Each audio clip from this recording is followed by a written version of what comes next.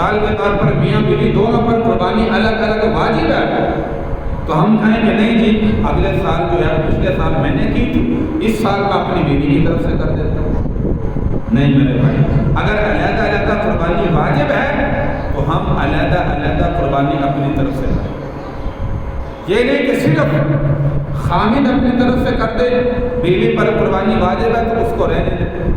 یا بیوی کی کر دیتے پچھلے سال میں نے کی تھی اس دفعہ میں اپنی رہنے دیتا ہوں، تو یہ میرے بھائی قربانی خراب کرنے والا عمل ہے۔ جب صاحب نصاب الگ الگ ہے تو ہر ایک بندے کو الگ الگ قربانی کرنی چاہیے۔ اگر اس طرح کریں گے تو یاد رکھیں کبیرہ گناہ کے مرتکب، تو ہر بندہ اپنی اپنی قربانی جو ہے وہ کرے۔ اگر جو ہے وہ مثال کے طور پر 2 پر قربانی واجب ہے، گھر میں افراد جو مثال کے طور پر ایک والد ہے، باقی اس کی اولاد ہے، اولاد اگر صاحب نصاب نہیں ہے، ان کے پاس ملکیت میں اتنی قیمت نہیں ہے، ہاں مثال کے طور پر وہ سارے بیٹے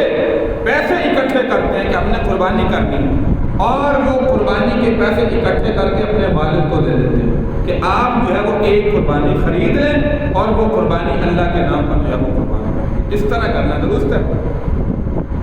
ویسے 2 بندے کہیں کہ ہم دونوں ایک چھوٹے جانور میں شریک ہیں، یہ عمل جو ہے وہ درست نہیں ہے۔